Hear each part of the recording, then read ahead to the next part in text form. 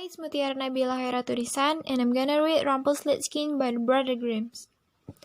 Once upon a time, there was a miller who was poor, but who had a beautiful daughter. Now it happened that he got into a conversation with the king, and to make an impression on him, he said, "I have a daughter who can spin straw into gold." The king said to the miller, "That is an art that I really like. If your daughter is as skillful as you say, then bring her to my castle tomorrow, and I will put her to the test." When the girl was brought to him, he led her into a room that was entirely filled with straw. Giving her a spinning wheel and reel, he said, "Get to work now. Spin all night, and if by morning you have not spun the straw into gold, then you will have to die." Then he himself locked the room, and she was there all alone.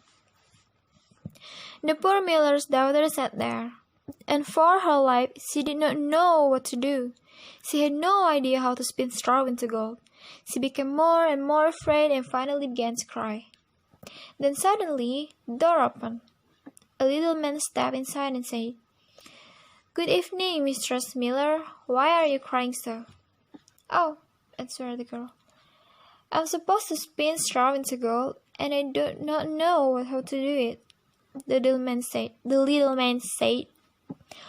"What will you give me if I spin it for you?" "My necklace," said the girl. The little man took the necklace, sat down before the spinning wheel, and whir 3 times pulled, and the spool was full. Then he put another one on, and whir 3 times pulled, and the second one was full as well.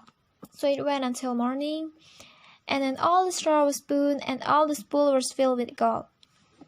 At sunrise, the king came, and when he saw the gold, he was surprised and happy, but his heart became even more greedy for gold. He had the miller's daughter taken to another room filled with straw. It was even larger, and he ordered her to spin it in one night, if she valued her life. The girl did not know what to do, and she cried. Once again the door opened, and the little man appeared. He said, "What will you give me if I spin the straw into gold for you?" "The ring from my finger," answered the girl. The little man took the ring, and began once again to whir with the spinning wheel. By morning he had spun all the straw into glistening gold. The king was happy beyond measure when he saw it, but he still did not have his fill of gold. He had the miller's daughter taken to a still larger room filled with straw, and said, "Tonight you may spin this too.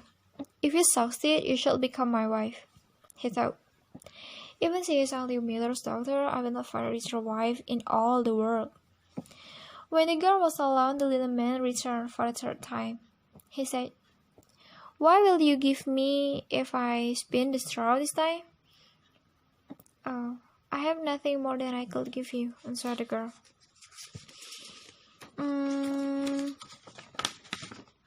"Then promise me, after you are queen, your first child."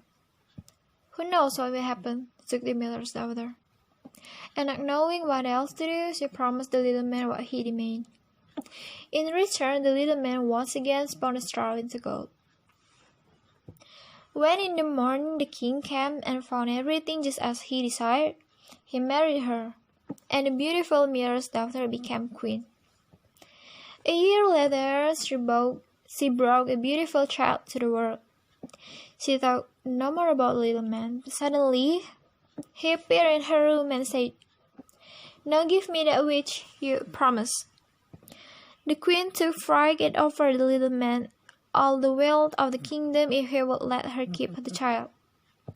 But the little man said, "No, something living is dearer to me than all the treasure of the world."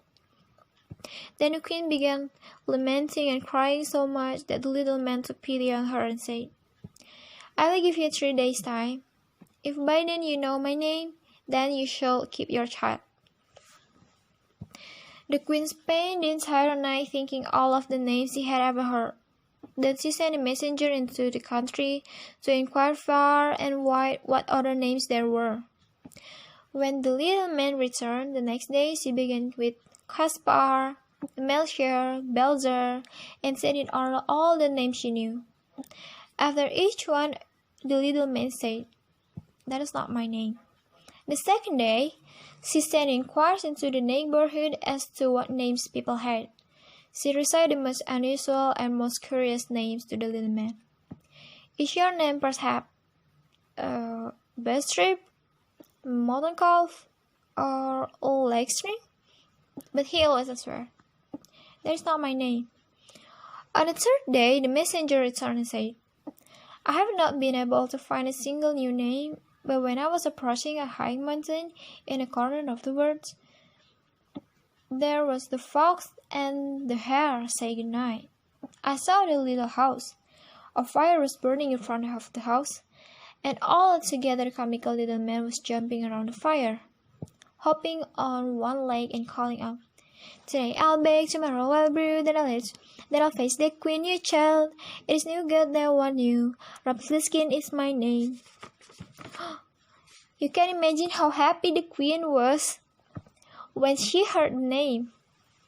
Soon afterward, the little man came in and asked, "Now, Madam Queen, what is my name?" She first asked, "Is your name Kunz?" "No." "Is your name Helmet?" "No." "Is your name perhaps Rumplestiltskin?" "The devil told you that! The devil told you that!" shouted the little man. And with anger he stamped his right foot so hard into the ground that he fell in up to his waist. Then with both hands he took hold of his left foot and ripped himself up the middle in two, and disappeared, and after that the queen never saw him again. Ever. The end. So that is the Rumplestiltskin by the Brother Grimms, and I'm Mutiara, nabila, Khoirotun, Intan here. Thank you.